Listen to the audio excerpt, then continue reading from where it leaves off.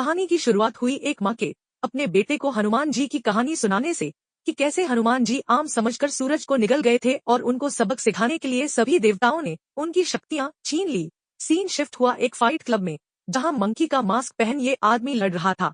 इसके opponent king cobra ने इसे बहुत मारा और यह फाइट जीत ली।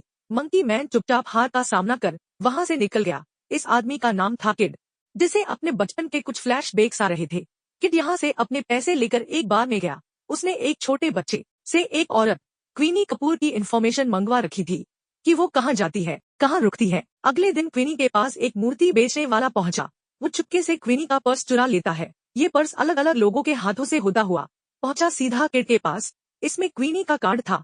किड पर्स ले क्वीनी के पास गया। उसने क्वीनी से इसके बदले एक नौकरी मांगी। क्वीनी पहले तो साफ मना कर देती है, पर किड ने अपने जले हुए हाथ दिखाकर कहा कि मैं कोई भी काम कर लूंगा, मुझे काम की बहुत जरूरत है। क्वीनी ने किड को अपने इस क्लब द किंग्स में काम दे दिया। यही किड को क्वीनी के ऑफिस में एक फोटो देखी, जिसमें खड़ आये आदमी राणा उसके उन फ्लैशबैक्स में आता था। घर जाकर किड सो नहीं पाता। उसे हर वक्त बस अपनी माँ की ही यादें आती हैं। अगले दिन वो किंग्स में बर्तन धोने का काम करने लग गया। यहीं उसे एक आदमी अल्फोसो मिला, जिसे किड अपना नाम बॉबी बताता है। किड इसके बाद एक गन खरीदने गया। उसके पास ज्यादा पैसे नहीं थे, तो उसने बस एक छोटी सी रिवॉल्वर खरीदी। रात को क्वीनी और अल्फोसो की बातें सुन किड को पता लगा कि वो राणा इस वीकेंड यहाँ आने वाला है। किड सीधा अल्फोसो के पास गया कि मुझे प्लीज वीआईपी को सर्व करने के काम पर लगवा दो, पर अल्फोसो उसकी बात सुनने को तैयार नहीं था। तो किड ने उसे कहा कि अगर तुम्हें पैसे कमाने हैं तो जाकर इस फाइट क्लब में खान पर पैसा लगाओ, वो जीतने वाला है। फाइट क्लब में ऐसा ही हुआ। मंकी मैन अपने अपोनेंट से बहुत मार खाकर हार जाता है। अल्फोसो ने किड को प्रमोशन दे दी। यहाँ शहर के बहुत बड़े बड़े लोग आते थे, जो खाने की चीजों से ज्यादा अलग अलग टाइप की लड़की ऑर्डर करते हैं। किड ने अल्फोसो से राणा के बारे में पूछा। वो इससे भी ऊपर वाले कंपार्टमेंट में आता था। यहाँ किड को एक लड़की सीता दिखी, वो भी यहाँ काम करती है। किड उसके ऊपर से अपना ध्यान नहीं हटा पाता। उसके साथ होती जबरदस्ती देख किड को फिर से अपना बचपन याद आने लगा। हमें दिखा कि उस ऑफिसर राणा ने जबरदस्ती उनकी जमीन हत्याई थी। किड ये सब याद करते हुए अपने आप को संभाल नहीं पाता। वो क्लब से बाहर निकल गया। यहाँ उसे एक डोगी मिलता है। किड ने उसे खाना खिलाया। वो लड़की सीता भी यहाँ कहती है कि तुम अगर यह सब देख नहीं सकते तो यह काम तुम्हारे बस का नहीं है। किड इसके बाद गन चलाने की प्रैक्टिस करने लगा। उसकी जिंदगी आने वाले कुछ दिनों के लिए यही रही। बार में काम करना, फाइट क्लब में जाकर पिटना और उस डॉग को खाना खिलाना। पर फिर एक दिन वो उस डॉग को बुलाकर उसकी गर्दन से घन निकालता है। उसने अल्फोसो से जाकर सर्व करने के लिए सामान उठाया। वो आज राणा वाले कंपार्टमेंट में सर्व करेगा। यहाँ सीता के पास ही राणा भी बैठा था। किड उसे देखते ही डरकर वॉशरूम में चला जाता है। उसे फिर से वो फ्लैशबैक्स आने लगे। किड ने हिम्मत जुटाई, वो बाहर गया। उसने राणा को सामान सर्व किया, पर इस सामान में कुछ मिला हुआ था। इसे लेते ही राणा की नाक से खून बहने लगता है। राणा अपनी नाक साफ करने वॉशरूम में गया। उसके पीछे किड भी आ गया। उसने राणा पर बंदूक तान दी, पर उसके हाथ कांप रहे थे। मौके का फायदा उठा राणा ने उसे पकड़ लिया। उन दोनों के बीच हाथापाई होने लगी। गन की आवाज सुन बाहर क्लब में भी हबड़ा दबड़ी मच जाती है। अंदर कभी राणा किड को मार रहा था, तो कभी किड राणा को। ऐसा ही काफी देर तक चला। क्लब के लोग बाहर भाग जाते हैं। वॉशरूम के बाहर सिक्योरिटी आ गई। किड के पास भागने के अलावा कोई ऑप्शन नहीं बचता। वो क्लब की सिक्योरिटी को मारकर भागा। उसने अल्फोजो की गाड़ी उठा ली। वो अल्फोजो को भी बिठा बाहर भाग निकला। यहाँ उसके पीछे पुलिस लग गई। किड पहले पुलिस की बाइक से बचता है, फिर गाड़ियों से, पर एक बच्ची को बचाने के चक्कर में वह रुक गया और यहीं उसे पुलिस ने ठोक दिया। अल्फोजो किड को छोड़कर भाग निकलता है। पुलिस ने किड को पकड़ लिया। उसे होश सीधा पुलिस की गाड़ी में आया। किड यहाँ पुलिस वालों को मार गाड़ी से कूदा। वो यहाँ से भाग एक रेड लाइट एरिया में पहुँच जाता है, पर यहाँ का गुंडा उसके पीछे पड़ गया। उन दोनों के बीच फाइट चालू हो गई। किड के हाथ हथकड़ियों से बंधे हुए थे। वो जैसे ही किसी तरह इस गुंडे को हराता है, वहाँ फिर से पुलिस आ गई। किड फिर भागा। वो छत पर चढ़ जाता है, पर यहाँ उसे हेलीकॉप्टर से गोली मार दी गई। किड एक गंदे नाले में गिर गया।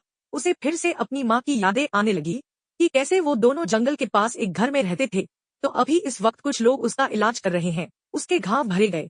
किड को जब होश आया तो वो एक मंदिर के अंदर था। इस आदिशक्ति मंदिर में हिजड़े रहते हैं, उन्हीं ने उसका इलाज किया था।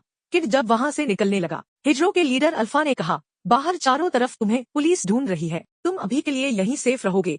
तो दूसरी तरफ उस क्लब का मालिक और राणा का बॉस बाबा शक्ति राणा को कहता है कि जल्दी से उस लड़के का नामो निशान खत्म कर दो, क्योंकि कई बार छोटी सी चिंगारी भी पूरे जंगल को जला देती है। न्यूज में दोनों अल्फोजो और किड की फोटोज डाल दी गई। अल्फोजो डर के मारे छुपता फिर रहा था। इधर किड सभी हिजड़ों के बीच बैठा हुआ था। वो सभी नाच गाने के साथ खाना खा रहे थे। पर इसके बाद अल्फा ने देखा कि किड सो नहीं पा रहा। किड कहता है कि मैं कभी नहीं सोता, उसे अपनी माँ की आवाजें सोने नहीं देती। अल्फा किड को एक पेड़ के पास लेकर गया। कहते थे कि यह पेड़ खुद शिव जी ने लगाया है। इस पेड़ की जड़ में एक ऐसा जहर था जो इंसान के सारे दर्दों को अंदर से खोल कर रख देगा।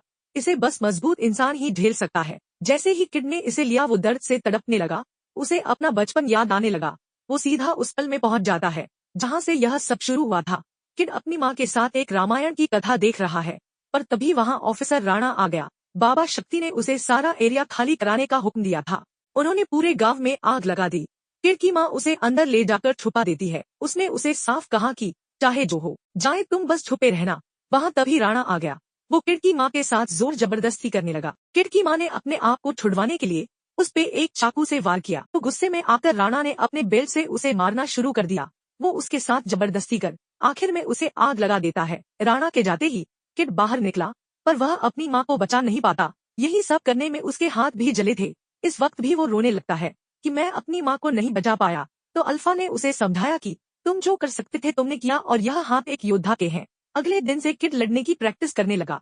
यहाँ ये तबले वाला आदमी उसकी प्रैक्टिस में मदद करता है। वो तबला बजाता तो किड मुक्के मारता। ऐसा करते करते दोनों थक गए। दूसरी तरफ बाबा शक्ति का एक आदमी इलेक्शन लड़ रहा था। बाबा शक्ति के सपोर्ट से उसका जीतना आसान बन गया, पर यह लोग माइनॉरिटीज के खिलाफ थे।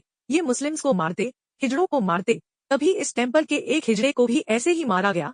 किड ये सब देख रहा था। उसने रात को सबके सोने के बाद यहाँ के मंदिर का लॉकर तोड़ पैसे निकाल लिए। उसने ये पैसे ले जाकर उस फाइट क्लब में मंकी मैन के जीतने पर लगा दिए। अल्फोंसो को भी उसके वापस आने की खबर मिल गई।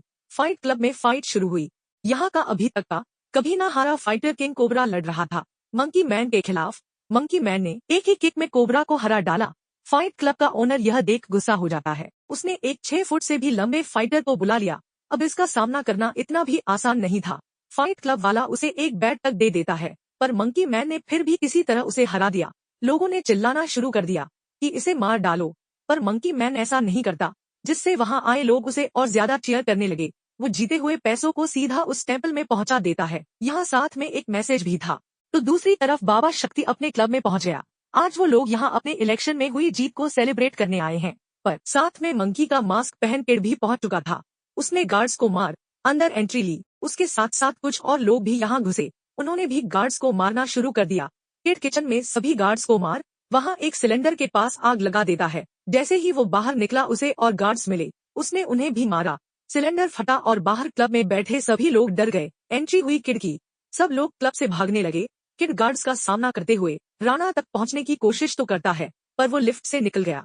गार्ड्स किड को चारों तरफ से घेर लेते हैं, तो यहाँ वो सभी हिजड़े भी इस जंग के लिए तैयार थे। किड गार्ड्स को उनके हवाले कर ऊपर राणा की ओर निकलने लगता है, पर तभी वहाँ गन के साथ क्वीनी आ गई। वो किड के ऊपर गन तान खड़ी थी, तो किड को बचाने वो लड़की सीता आ जाती है। किड ने क्वीनी की एक उंगली उठाई ताकि वो सबसे ऊपर वाले कंपार्टमेंट में एंट्री ले पाए, पर उससे पहले उसका सामना हुआ राणा से। अब यह फाइट पहली बार की तरह नहीं जाती। किड पहले से ज्यादा ताकतवर और तेज था। वो राणा को आराम से खत्म कर देता है। उसने उसे वैसे ही मारा जैसे राणा ने उसकी माँ को मारा था। क्वीनी की उंगली से किड और ऊपर गया। यहाँ बाबा शक्ति बैठा हुआ था। वह किड को कहता है लड़ाई वड़ाई में कुछ नहीं रखा और किड के करीब आ जाता है। उसने किड का ध्यान भटका उस पर हमला कर दिया।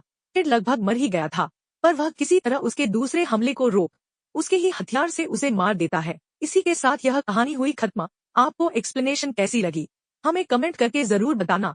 साथ ही साथ वीडियो को लाइक और चैनल को सब्सक्राइब करना मत भूलिएगा।